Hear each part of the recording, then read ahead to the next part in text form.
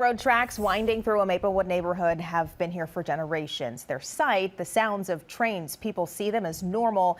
They're just used to living next to them. But what rumbles through our neighborhoods on the tracks is that is coming under scrutiny as we watch the disaster and fallout from the train derailment and hazardous chemical spill in Ohio. And that train actually originated from here, the St. Louis area. This Norfolk Southern train departed from Madison, Illinois, and it was bound for Conway, Pennsylvania when it derailed.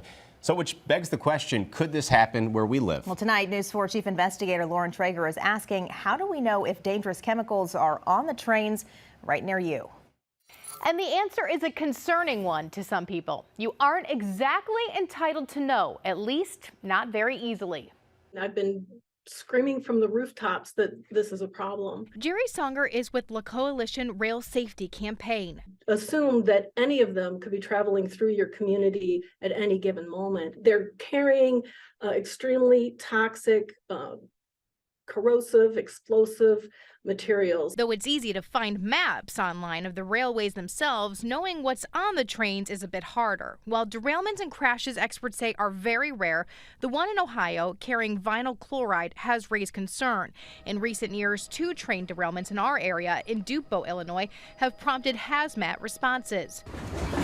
Finding out what chemicals are on trains near you can be tricky. The trains are required by law to display placards with information on what they are carrying. And Songer says you can look up what the placards mean using certain apps. They're going to have to take some ownership of doing that themselves.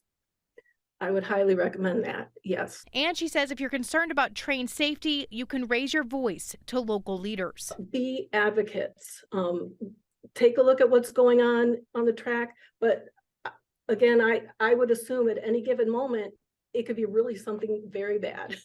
Songer says railways are exempt from other federal regulations that require disclosure to the public of where hazardous materials are. The rail companies do report certain information to local, state, and federal governments, but she and other advocates are pushing for more transparency and better planning in the event of accidents and evacuations. It's definitely something we'll stay on top of, too. I'm Lauren Traeger, News 4 Investigates.